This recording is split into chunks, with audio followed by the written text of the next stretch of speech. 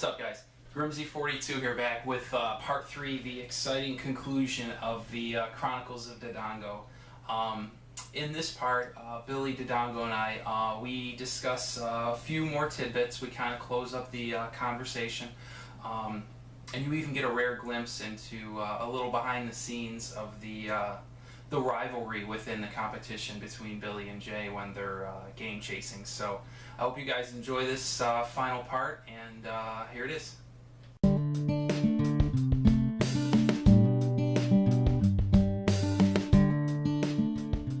right, but what's your take on it? Why didn't I mention us?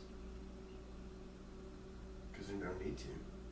Because I think people that watch us, you nailed it on the head. All 4 of my subscribers are definitely subscribers to you. There's no way like anyone was like, oh, let me watch this retard's channel if there's quality shit out there that they haven't watched yet. The people that watch us see how we do it, and they know how, if they're paying attention, they know how they should do it.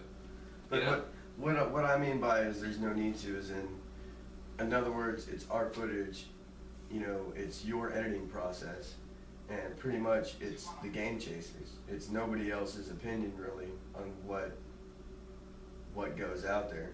Therefore, there's no need to mention us, because bottom line is, if you're watching that footage, you're watching us already anyways. Now, why don't you? We'll start with you, because I think you guys will definitely have good opinions and different perspectives on this. What is your opinion about, like, a lot of people don't realize how much work goes into chasing games. Like, they think you wake up at noon and you roll out of bed and you open your door and there's a surprise at Dinosaur Peak there to surprise you. I mean, like, what, just in your perspective, what is it that you have to go through on a daily basis? Well, here, I'll ask you that. You were with us today. What was it like? It sucks. It's hotter than balls. Okay, it's like 90 degrees out here. It's dirty. I'm a clean person, and you are literally digging through filth. You are digging through dirty, disgusting boxes to try to find the hope of something. But why do we do it? The treasure hunt, right? It's all those lows are just building towards the highs. When you find something good, you look back at all the shit you went through and you're like, you know what? All of that was for something. So it's the best way. It's like a culmination of your work. It's like you get to see the results. You get to reap the benefits of your hard work. You get to go, hey, look at me. I'm a douchebag that has Flintstone Surprise at Dinosaur Peak that cost me $5, and I get to put this on my shelf, and every time I look at it, I have all these memories attached to it. I mean, how can we, for $5, how can you find that entertainment? And that's a microcosm right there.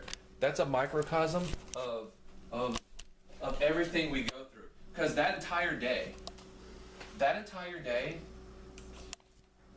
was just absolutely crap. We went to thrift stores. We went to pawn shops. We went to everywhere, a freaking antique store. It was nothing. The only reason we went to Game Exchange was because they had games. There was no doubt we were going to find games there. Little did we know we were going to find our Flintstones. But the point is, it's just a microcosm. It was strikeout. But that one success, that one game we pulled off the shelf, I pulled off the shelf, made that whole day entirely worth it. It made all those little failures so sweet, because it makes you appreciate that success so much more. Now, did it add to your enjoyment or take away from your enjoyment that your partner in crime? It added to it. Kind of pooped his pants a few times. Come on, there's even between us, there's competition. There's competition. I mean, it's just the way men are, in general. Whether it be footballs, maybe sports, games, you name it. Guys, you compete with your friends. You bust their balls. You may rag on them. And he would have done the same thing to me. And he's done the same thing to me. The dude goes and works. Yeah, Jay got a job. Don't be lazy. Get a job. He works, at a battered women's shelter, and part of that is he has to go to freaking all this thrift store. Well, people just take their freaking garbage and take it to this dumpster back here in the thrift store, dumping this stuff off. and he gets dibs on freaking video games because these people are throwing. Oh, I don't need a Genesis 3. Throw it down there and put it into the dumpster. Oh, I don't need this big box of Super Nintendo games anymore that include Mario RPG. I'll put that down there.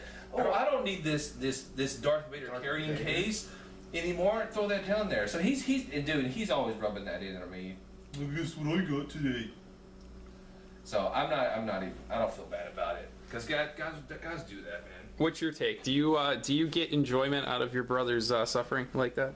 Does it make you smile inside a little bit knowing that he literally goes home and puts his head on his pillow, you know, and he's sitting there thinking, God damn that Billy, I wanted that game.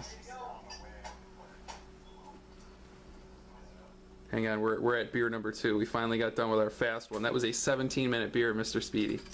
Yeah, that was pretty slow. Yeah, my grandma drinks beers faster than that. Let's speed this process up a little bit. All right, guys. So sadly, that's going to wrap it up. I had a great time when I was in Texas, and hopefully you could tell from that conversation that you know, they're a good group of guys, and they're very down to earth, you know, and they definitely act on the show exactly how they act in real life. There's no disputing that. So anyways, I hope everyone enjoyed, and stay tuned for more. Take care.